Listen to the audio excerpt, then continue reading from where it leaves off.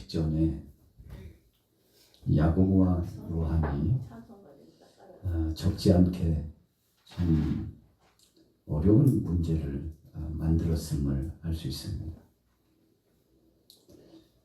야고보와 요한이 아마 치밀하게 계획했나 그런 생각도 있습니다. 어머니가 와가지고 자신의 아들이 큰 최고의 자리에 앉았으면 좋겠다고 말씀을 올리기까지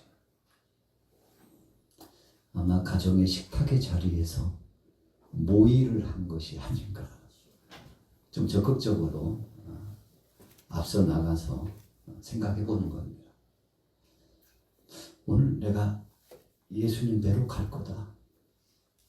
아니 왜 그래요? 어머니까지 왜 그러시냐고. 아니 내가 아무리 생각해 봐도 요즘 예수님께서 하시는 말씀이 심상치가 않아. 때가 된 것 같아. 그분이 누구시냐? 병든 자를 고치고 죽은 자를 살리고 그분 가시면 안 되는 것이 없지 않느냐. 그런데 그분이 불코 왕이라도 앉으시면 어떡하냐고. 여러분, 세상 나라에 대한 기대감이 있을 수도 있습니다. 물론 하나님 나라에 대한 대망, 그 영광스러운 그 반열을 생각하기도 했습니다만, 오늘 본문의 앞과 과정과 뒤를 이렇게 쫙 따져보면 영적인 그런 것이 아니에요. 지금 내 아들이, 지금 내 두 아들이 높은 자리에 앉는 것이야말로 최고의 소원이고 바람이라는 것을 예수님께도 말씀드렸고, 사랑하는 두 아들에게도 재촉했을 가능성이 굉장히 많습니다. 여러분, 자녀들은 부모의 영향을 받습니다. 그래서 자녀들이 배우는 것은 대부분 식탁머리에서, 집에서 음식 먹을 때, 잠을 자고 일어날 때 부모의 영향에 의해서 다 배우는 겁니다.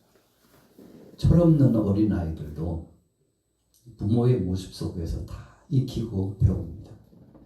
글을 써가지고 가르쳐주고 이렇게 가르치면서 뚜렷하게 어떤 논제를 주지 않았어도 삶을 통해서 풍겨 나가는 거죠. 그래서 아이들이 학교에 와서 선생님과 학생들에게 이렇게 자기의 말을 계속 하는 것은 꼭 그 아이의 생각만이 아니고 누구의 영향을 받았다고요? 부모의 영향을 받았을 가능성이 굉장히 많습니다. 오늘 세베대의 두 아들 야고보와 요한이 그랬을 가능성이 굉장히 많아요. 예수님 굉장히 마음이 아프셨습니다. 심지어는 이 문제 때문에 제자들 간에 뭔 일도 일어났죠? 심히 다툼이 일어났어요.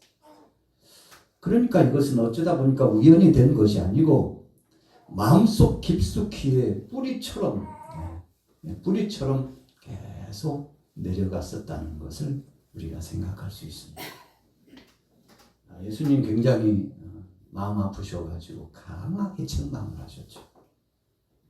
오늘 본문에 그와 같이 나타나고 있습니다.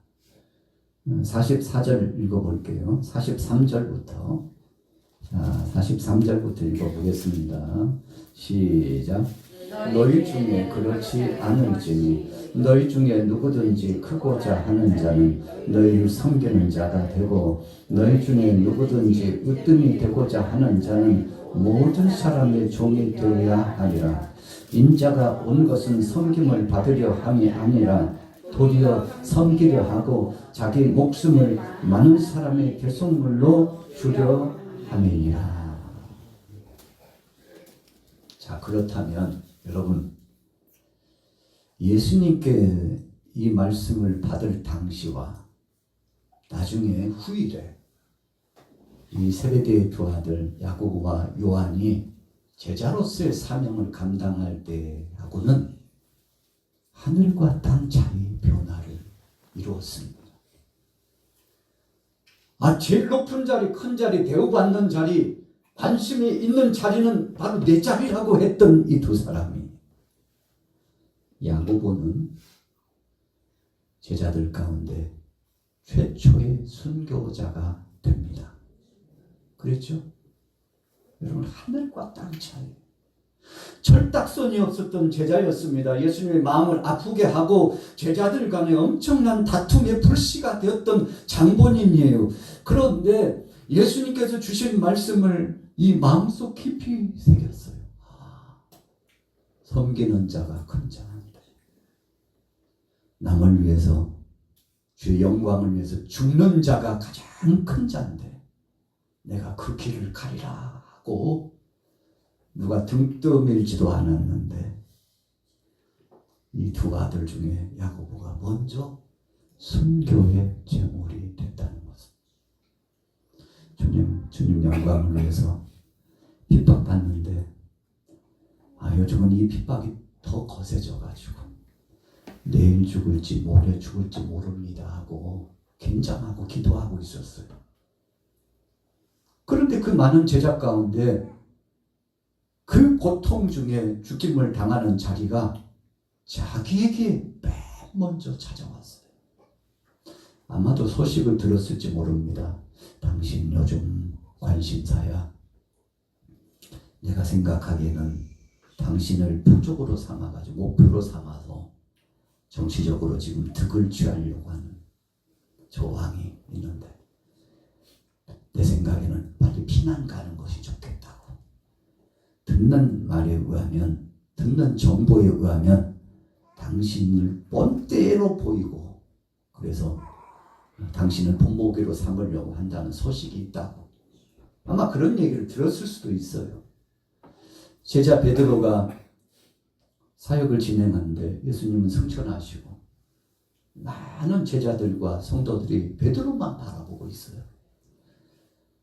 그래서 사랑하는 제자들이 베드로 앞에 와가지고, 성도들이 와서 베드로 사도님, 지금 듣자 하니까 사도님만 죽이려고 혈안이 되어 있다는데 설령 우리 같은 사람들이야 잡혀서 죽는다 할지라도 뭐 큰 영향력이 있겠습니까?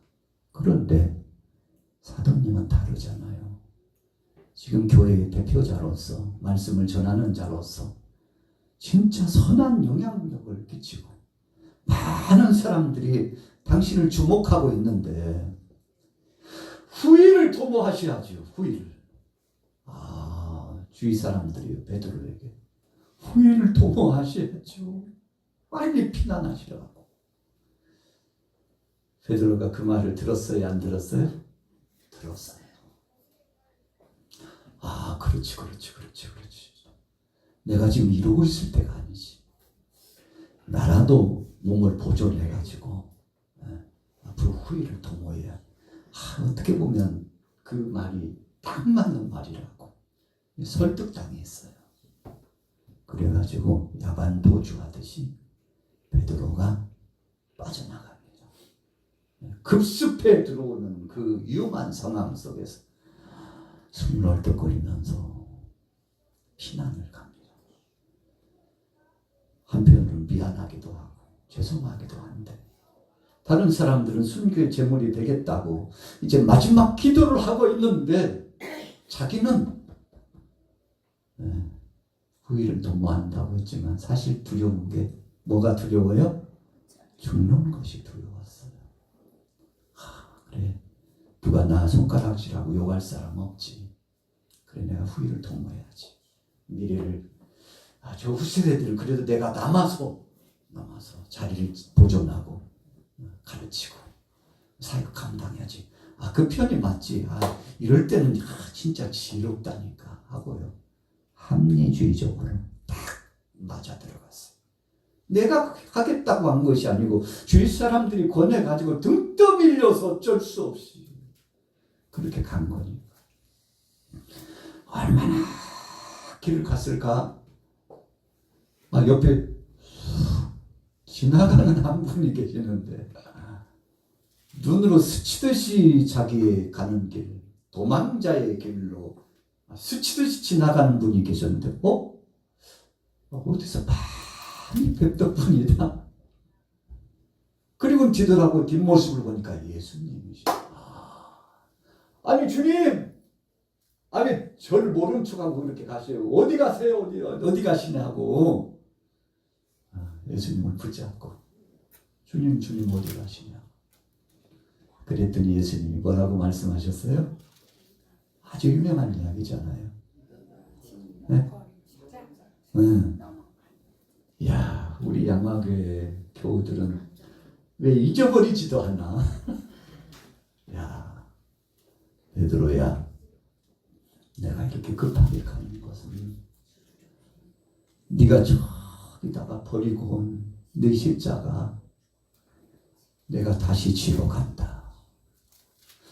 네가 다 버리고 죽음이 두려워서 버리고 사람들이 너를 갖다가 설득한다고 핑계대고 버리고 나를 위하여 죽겠다고 했던 네가 비겁하게 지금 도망자가 되어서 네가 지어야 될 십자가 버리고 왔는데 어쩌냐, 내가 가서 다시 져야지.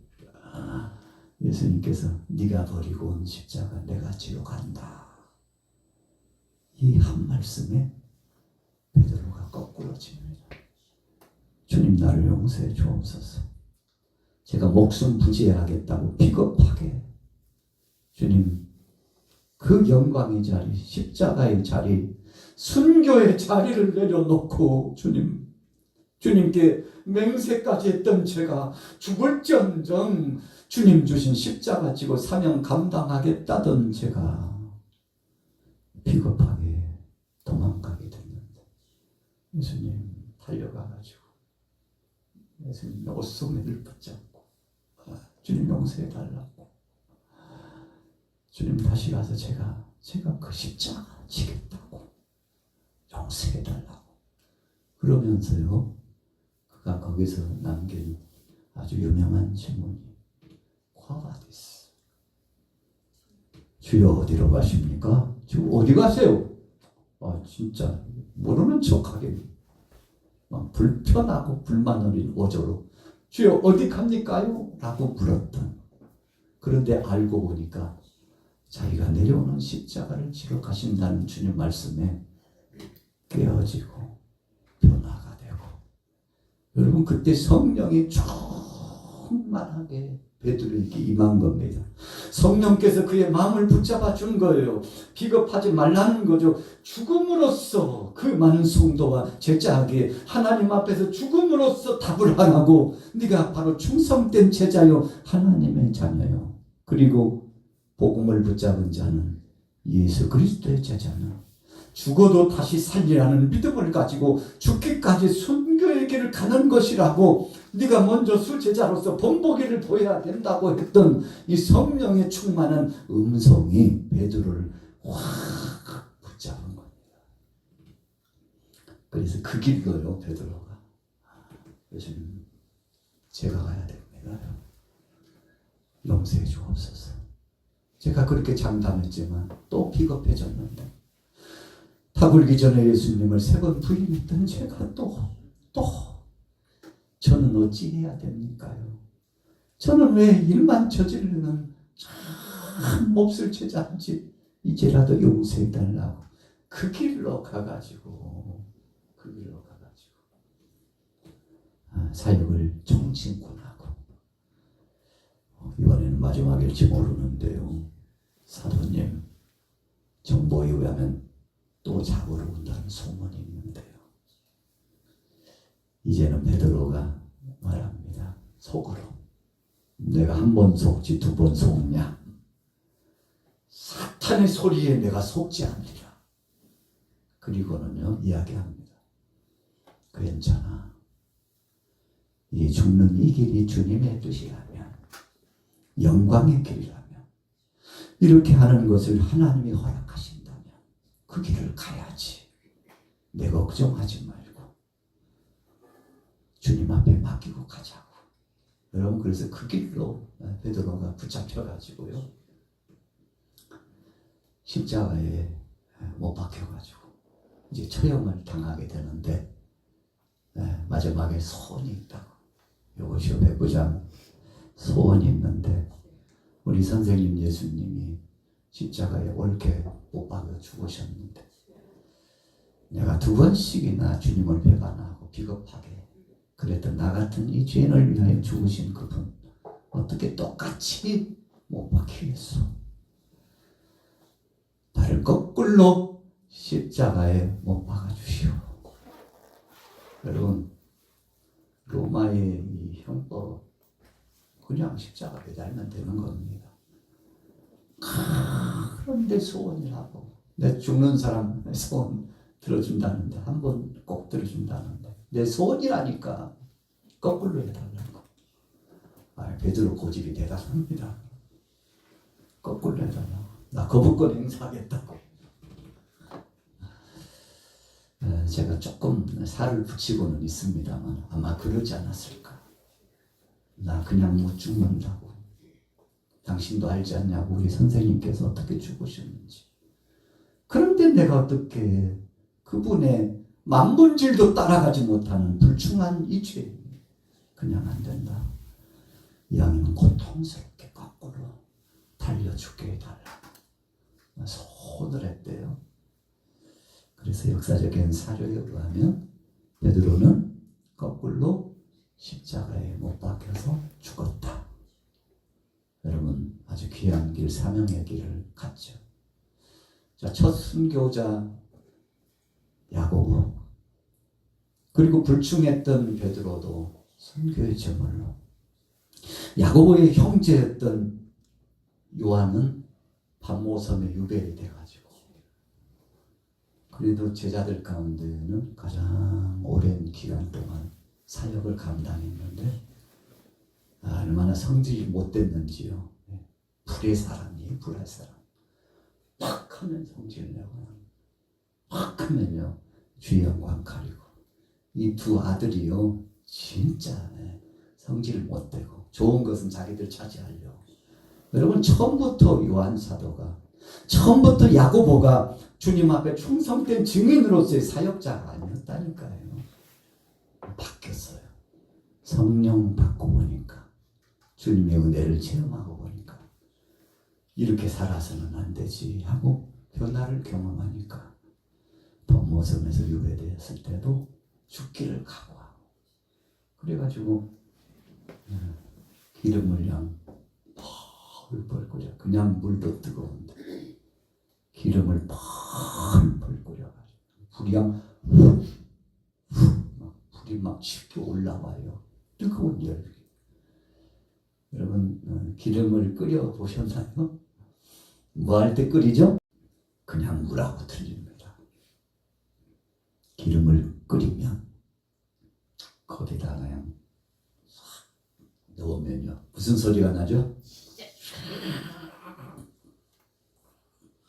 오그라지고 그냥 죽여서는 안 된다.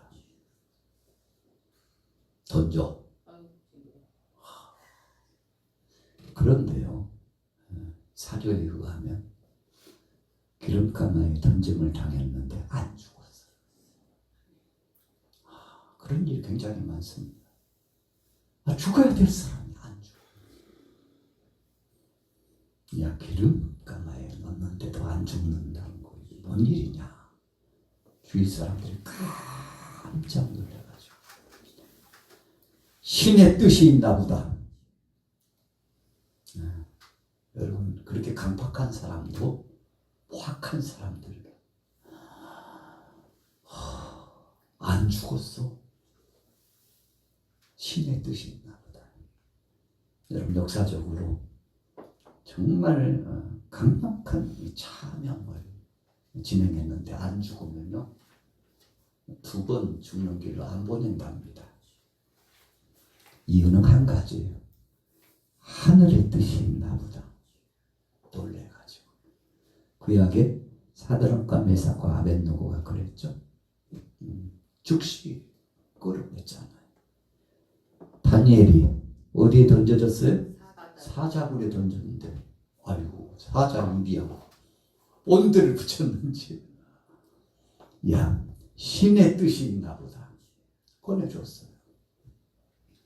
요한도 죽을 길로 들어갔는데 안 죽어. 신의 뜻이 있나 보다. 그래서 여러분 그 몸이 어떻게 됐겠습니까? 그럼에도 불구하고 마지막까지 사랑의 사도로서. 야, 모세도 온유하다고 칭찬받았죠. 근데 처음부터 모세가 온유한 사람은 아니었습니다. 성질더러, 좀 강하게 표현합니다. 성질 되게 나쁜 사람이었습니다. 얼마나 성질도 급한지. 자기 동족을 괴롭히는 애굽인을 눈뜨고 그냥 못 봐요. 불의를 보면 참지 못하는 성격, 다혈질적인 성격입니다. 그래서 애국 궁정에서 무술도 연마했잖아요. 학문만 하는 게 아닙니다. 무예도 상당한 수준급으로 끌어올립니다. 왕궁에서 사는 사람들은요, 최고의 학문과 최고의 무술과 여러분 최고의 예우를 받고 그렇게 자랍니다. 대단했죠. 30살도 참 젊은데 40살에 그 성숙된 그 나이에 그가 동족 히브리인을 괴롭히는 애굽 사람을 그냥 보지 못했어요. 완력을 한 겁니다. 그런데 얼마나 이 속에 분노가 치밀었으면 때렸는데 방어 차원에서 한 거죠. 우리 동족을 왜 괴롭히냐고 말은 못하고 당신 왜 그러냐고 그만 때리라고 하고요. 그런데 막 반항감을 갖고 대들었는지 어쩌는지 모세 앞에서 애굽 사람이 죽잖아요. 그런데 신비하게도 하나님께서 사람을 죽인 이 혈기를 가지고 뭔가를 하려고 했던 이 모세를 하나님께서 그냥 내버려 두지 않습니다. 모세, 너 아직 멀었구나. 모세 아직 멀었구나. 혈기 가지고 힘으로 하려고 그래. 그래가지고 그냥 금물살타게 갑자기 왕궁의 공주의 아들이면 대단한 사람입니다. 그냥 그 백으로도요 얼마든지 빠져나갈 수 있고 살 길을 열 수 있습니다. 그런데 이게 어찌된 영문인지 모세 편은 한 사람도 보이지 않아요. 변호사를 서서 국법으로 다스린다고 해도 정당 당위가 있는 것이라고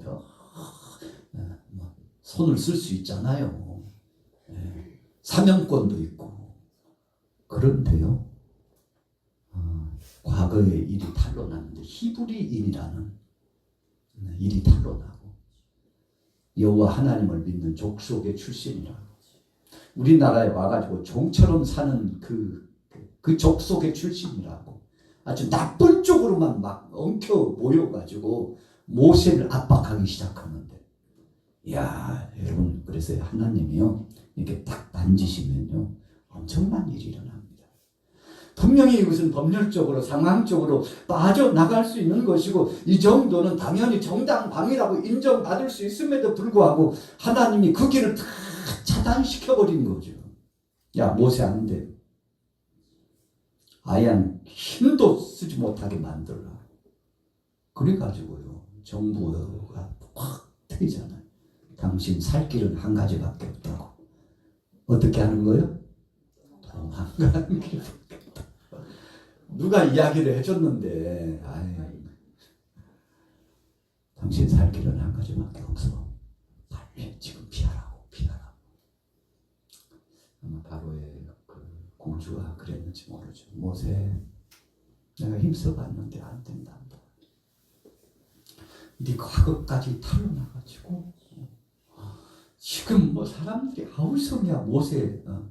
모세를 차명에 잡아 죽이라고 아우성. 지금 여론이 좋지 않아. 나도 어쩔 수가 없다고 눈물을 훔쳤을 수도 있죠. 영화의 한 장면에 그런 이야기가 있습니다. 그러니까 하나님이 다 막아버리는 겁니다. 여러분 하나님이 막으시면요 감당 안 됩니다. 그리고는 광야로 가가지고 몇 년요?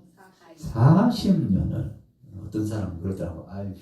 40년 동안 어떻게 썩냐? 40년 동안 어떻게 버티냐? 그런데 모세는 40년을 버팁니다.